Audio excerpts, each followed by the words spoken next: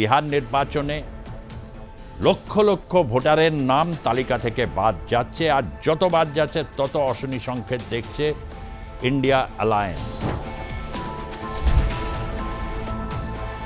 বরাবরই বিহারের রাজনীতির এক্স ফ্যাক্টর হচ্ছে নীতিশ কুমার।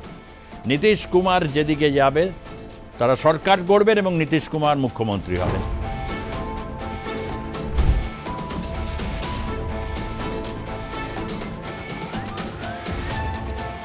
ইতিমধ্যে রাহুল গান্ধী যে কথাটা বলেছেন যে মহারাষ্ট্রের মতো নির্বাচন কমিশন নাকি বিজেপির হয়ে ভোট চুরি করতে নেমেছে।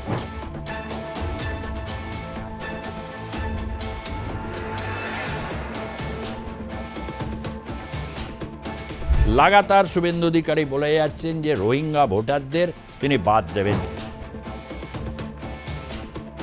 এটা একটা সুসংহত একটা পরিকল্পনা থাকা দরকার। আর রোহিঙ্গারা তো মানুষ, তো তাদের গণনা করা যাবে না, বা তারা শুধুমাত্র পশ্চিমবঙ্গের যেটুকুনি অংশের কাঁটাতার দেওয়া হয়নি সেইটুকু অংশ দিয়েই তারা প্রবেশ করছেন, এরকম তত্ত্ব বলছেন শুভেন্দু অধিকারী।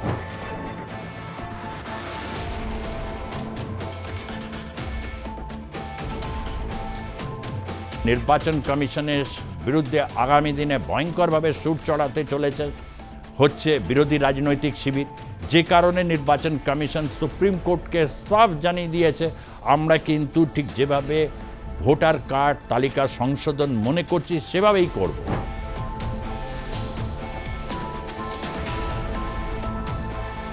বিজেপির সাথে তৃণমূলের ভোটের পার্থক্য হচ্ছে 44 লক্ষ।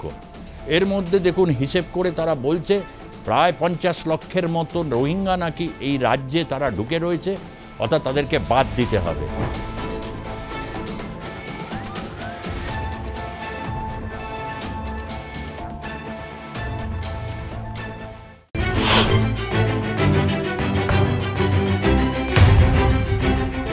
ভোটার তালিকা সংশোধন নিয়ে নির্বাচন কমিশন সুপ্রিম কোর্টে সাফ জানিয়ে দিয়েছে যে ভোটার কার্ডের ক্ষেত্রে আধার কার্ডকে তারা কিছুতেই মান্যতা দেবে না। আধার কার্ড একটি শুধুমাত্র পরিচয়পত্র। আধার কার্ড কখনোই হচ্ছে ভোটার কার্ডের ক্ষেত্রে এটিকে গ্রাহ্য করা হবে না। তারা যে নিয়মাবলী তৈরি করেছে সেই নিয়মাবলীতেই থাকবে। এখন সুপ্রিম কোর্টের যে ডিভিশন বেঞ্চ এই ক্ষেত্রে আগামী দিনে কি রায় দেয় এটার দিকে যেমন একটা লক্ষ্য থাকবে, তার কারণ নির্বাচন কমিশন ভারতবর্ষের সাংবিধানিকভাবে স্বীকৃত একটি স্বশাসিত সংস্থা, যা ভারতবর্ষের গণতন্ত্রের বিকাশের ক্ষেত্রে অত্যন্ত প্রয়োজনীয় একটি সংস্থা। 1952 সাল থেকে নির্বাচন পরিচালনা করার বিস্তৃত অভিজ্ঞতা তার রয়েছে। বলা যায় বিশ্বের কোনো দেশের কোনো নির্বাচন কমিশনের এমন অভিজ্ঞতা নেই।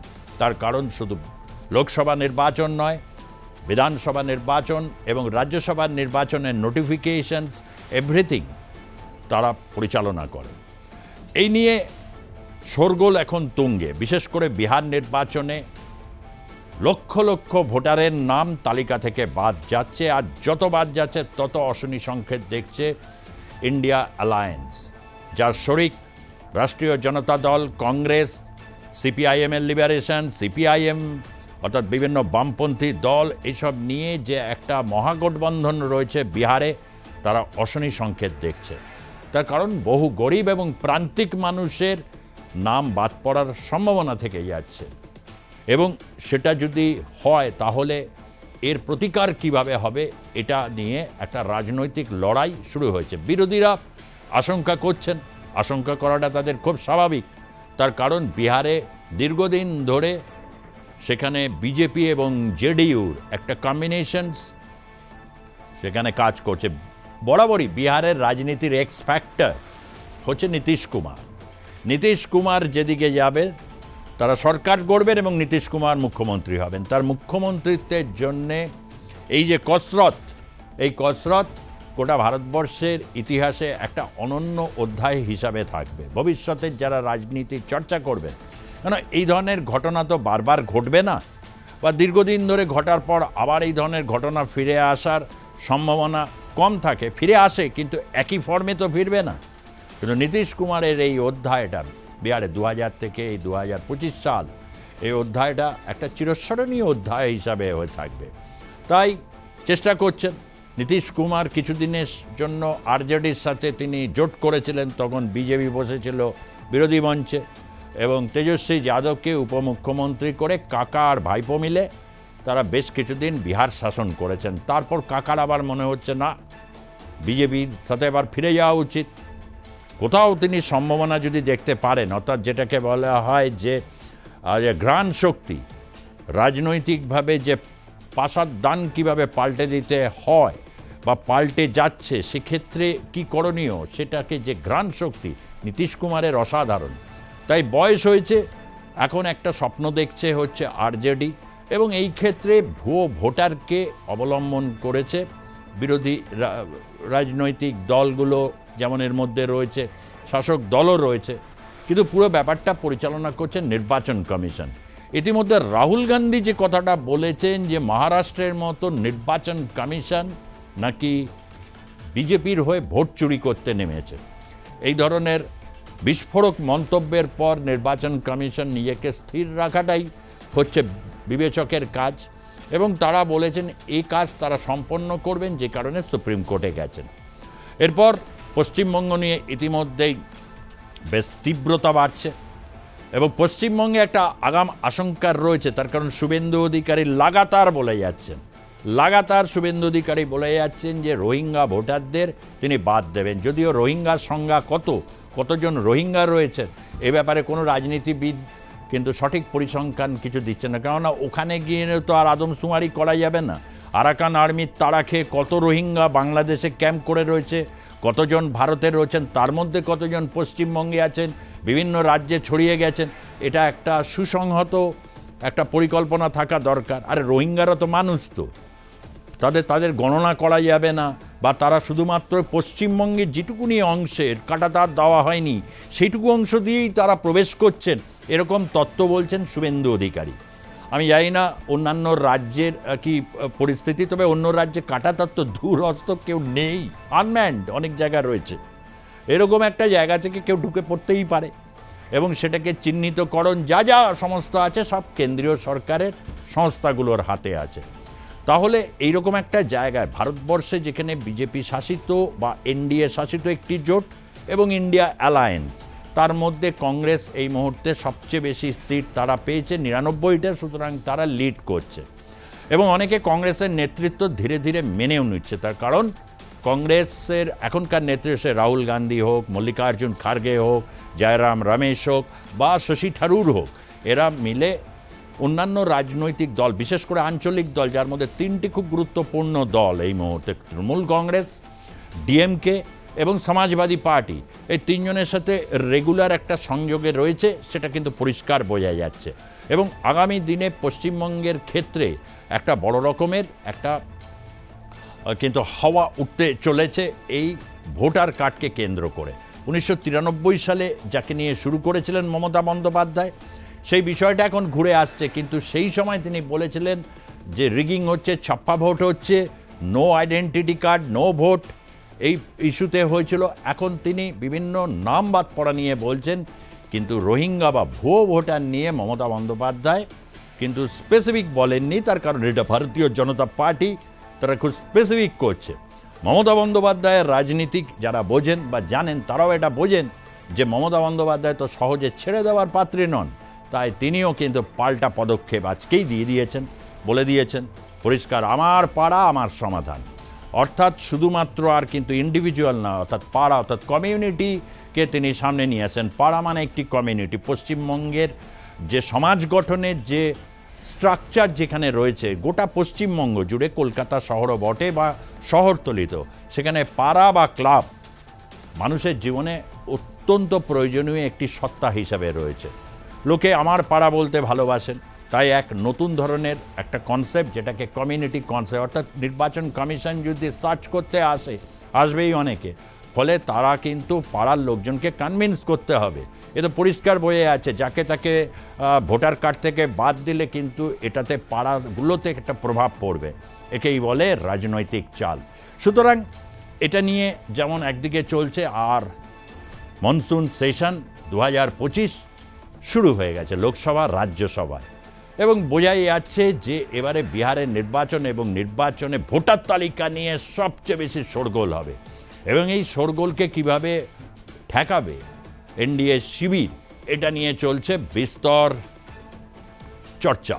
এবং তারই মধ্যে জগদীপ ধনকর তিনি উপরাষ্ট্রপতি থেকে পদত্যাগ করে এই বিতর্কে প্রথম দিনে এমন একটা হাওয়া তুলে দিয়েছেন যাতে বোঝা যাচ্ছে সত্যি এনডিএ শিবির নিজেরা ঠিক আছে তো, মানে বিজেপির সাথে অন্যান্য রাজনৈতিক দল বা বিজেপি আরএসএসের যে বন্ধন, তার কারণ জগদীপ ধনকরকে আমরা দেখেছি তিনি প্রধানমন্ত্রী নরেন্দ্র মোদী, স্বরাষ্ট্রমন্ত্রী অমিত শাহ এবং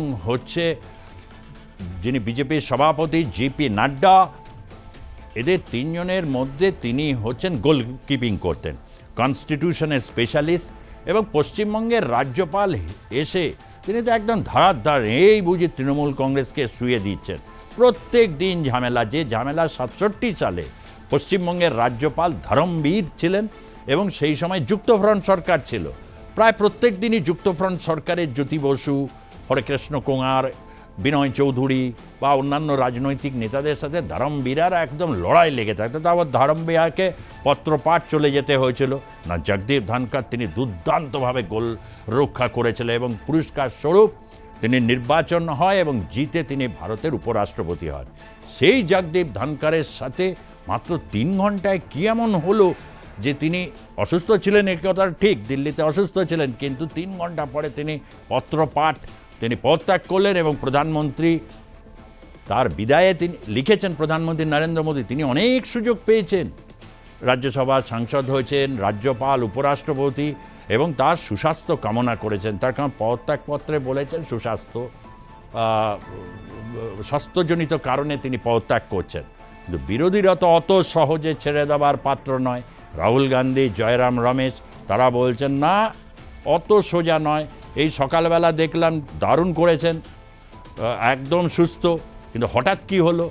আসলে দিল্লি হাইকোর্টের বিচারপতি, যার সম্পর্কে ঘুষজনিত অভিযোগ এসছে এবং তাকে ইমপিচমেন্ট করার প্রস্তাব রাজ্যসভায় তিনি গ্রহণ করাতে ট্রেজারি বেঞ্চ অর্থাৎ শাসক দল অত্যন্ত ক্ষুব্ধ হয়েছেন।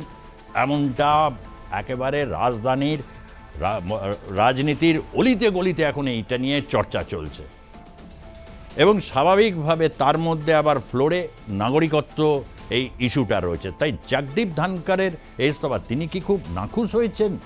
তিনি কি বিজেপির সাংসদ যারা বা কয়েকজন মন্ত্রী, বিশেষ করে জেপি নাড্ডা এবং কিরেন রিজিজু, তাদের এই দুজনের নাম খুব শোনা যাচ্ছে, তারা কি অত্যন্ত তার উপর ক্ষুব্ধ হয়েছেন, যে কারণে প্রচণ্ড পরিমাণে বাক্য বিনিময় হওয়ার কারণে তিনি পদত্যাগ করতে বাধ্য হয়েছেন, এরকম একটা শোনা যাচ্ছে। এই সমস্ত নিয়ে রাজ্য রাজনীতি থেকে শুরু করে একেবারে দেশের রাজনীতি এই মুহূর্তে একটা উত্তাল পরিস্থিতির মধ্যে দিয়ে যাচ্ছে, এবং এই উত্তাল পরিস্থিতি আগামী সময় আরও বাড়বে। তার কারণ এই উত্তাল পরিস্থিতির পেছনে যে নানাবিধ টানাপোড়েনগুলো চলছে, ভারতের রাজনীতির ডিনামিক্সটাই এরকম। দুটো জোট কাজ করছে এখন। তার মধ্যে 2024-এ বিজেপি এককভাবে 300 ক্রস করতে না পেরে তাকে আবার জোটে শরণাপন্ন হতে হয়েছে। অন্যদিকে কংগ্রেস কিছুটা দুর্দশা কাটিয়ে 100 পার না করলেও তারা ইন্ডিয়া ব্লককে এখন নেতৃত্ব দিচ্ছেন। ফলে এই দুটো ব্লকের মধ্যে এখন একটা ধুন্ধুমার পরিস্থিতি তৈরি হয়েছে। সবে তো ফার্স্ট সিমটম এখন বেরিয়ে এলো জগদীপ ধনকরকে কেন্দ্র করে। এরপর যাবে দ্বিতীয় সিমটমে বিহারের নির্বাচন। বিহারের নির্বাচনে সত্যিই যদি এত সংখ্যক ভোটার বাদ যান, তাহলে নির্বাচন কমিশনের বিরুদ্ধে আগামী দিনে ভয়ঙ্করভাবে সুর চড়াতে চলেছে বিরোধী রাজনৈতিক শিবির, যে কারণে নির্বাচন কমিশন সুপ্রিম কোর্টকে সাফ জানিয়ে দিয়েছে, আমরা কিন্তু ঠিক যেভাবে ভোটার কার্ড তালিকা সংশোধন মনে করছি সেভাবেই করব। সুপ্রিম কোর্ট তাকে চেতাবনী দিয়েছিল যে আপনার দায়িত্ব নির্বাচন পরিচালনা করা, নাগরিকত্বের প্রশ্ন নয়। নাগরিকত্বের প্রশ্ন নিয়ে আমি আগে ভিডিও করেছি, কিভাবে নাগরিকত্ব, সিটিজেনশিপ অ্যাক্ট কি বা কোনটাকে নাগরিক হিসাবে ধরা হবে, আগামী দিনে কীভাবে হতে চলেছে, আগামী দিনেও আরও অনেক এরকম ভিডিও দেবো। কিন্তু এই মুহূর্তে যে পরিস্থিতি, সেই পরিস্থিতি বিরোধী রাজনৈতিক শক্তিকে একটা জায়গায় নিয়ে আসছে। তাদের ভোটার যদি এইভাবে খসে পড়ে, তাহলে তো মুশকিল। অন্যদিকে ভারতীয় জনতা পার্টি পশ্চিমবঙ্গে তারা কিন্তু এক কাটটা। পশ্চিমবঙ্গে তারা সারাক্ষণ এই হিসেবটা করছে যে বিজেপির সাথে তৃণমূলের ভোটের পার্থক্য হচ্ছে 44 লক্ষ। এর মধ্যে দেখুন হিসেব করে তারা বলছে প্রায় 50 লক্ষের মতো রোহিঙ্গা নাকি এই রাজ্যে তারা ঢুকে রয়েছে, অর্থাৎ তাদেরকে বাদ দিতে হবে। 50 লক্ষ রোহিঙ্গা এটা তো মানা মুশকিল। তার কারণ হচ্ছে রোহিঙ্গা জনগোষ্ঠী ব্যাপক নয়, বা বার্মাতে তারা আরাকান অঞ্চলে এত রোহিঙ্গা তা তো নয়। মুখ্যমন্ত্রী যে তথ্যটা দিয়েছেন সেই তথ্য কিন্তু সেটা তিনি বলছেন যখন, তার কথার একটা গুরুত্ব তো রয়েছে, কিন্তু 12 বা 13 লাখ রোহিঙ্গা আরাকান ইয়েতে রয়েছে। কেননা বাংলাদেশ সরকার বলছে তাদের ক্যাম্পে আছে আবার 15 লক্ষ রোহিঙ্গা। যদি 15 লক্ষ ওখানে হয় আর 12 লক্ষ যদি হয়, তাদের পশ্চিমবঙ্গে তিনি 12 নয় তাহলে 15, তাহলে কি 12 আর 15 যোগ করে দিয়ে 27 করব? একটা বিস্তৃত পরিস্থিতি। এবার ধরুন আপনি আরটিআই করলেন, আপনাকে কে জানাবে? তার কারণ হচ্ছে 2003-এর পর তো কোনো ভোটার তালিকা সংশোধন হয়নি। তাহলে কি করে কত রোহিঙ্গা কতজন ঢুকেছেন, কোন কোন রাজ্যে রয়েছেন, সেই রাজ্যগুলো ছানবিন করে এত দ্রুততার সাথে 1 মাসের মধ্যে বা 2 মাসের মধ্যে এটা কি সম্ভব? অতপে সম্ভব নয়। তাহলে উপায় নিশ্চয়ই নির্বাচন কমিশন ভেবে দেখবে, তার ইনফ্রাস্ট্রাকচার নিয়ে এসে ভেবে দেখবে, এবং এই কাজ করতে গিয়ে যে এক ধরনের একটা সাংঘর্ষিক পরিস্থিতি যাতে তৈরি না হয় তার জন্যে মুখ্যমন্ত্রী মমতা বন্দ্যোপাধ্যায় যে প্রকল্পটি নিয়ে এসছেন সেই প্রকল্পটার মধ্যে কিন্তু তার একটা আভাস রয়েছে। আজকে তাই অত্যন্ত গুরুত্বপূর্ণ দিন, কারণ নাগরিকত্বের প্রশ্নে একটা সমস্যার সমাধান কী পথে এবং কিভাবে হতে পারে তা নিয়ে ভিডিও দেওয়া আমার কর্তব্য বলে মনে করি, এবং এই ক্ষেত্রে আপনাদের সাথে শেয়ারও করছি। যদি আরও কিছু ইনফরমেশনস আপনারা জানতে চান কমেন্ট বক্সে জানাবেন, ভালো লাগলে লাইক দেবেন, শেয়ার করবেন, এবং যারা এখনও সাবস্ক্রাইব করেননি, রোজই শুনে যাচ্ছেন কিন্তু সাবস্ক্রাইবটা করতে তারা ভুলে যাচ্ছেন, তাদের কাছে অনুরোধ অবশ্যই সাবস্ক্রাইব করবেন, এবং জেনে রাখবেন আমরা যেটা বলছি সেটা কিন্তু একটা সত্যতা রয়েছে, সেই সত্যতার উপর আপনি 100% নির্ভর করতে পারেন। ধন্যবাদ, নমস্কার। শেষ করছি আজকের দ্য রিয়েল স্টোরি। আমি সুজিত চট্টোপাধ্যায় আজকের মতো আপনাদের থেকে বিদায় নিচ্ছি।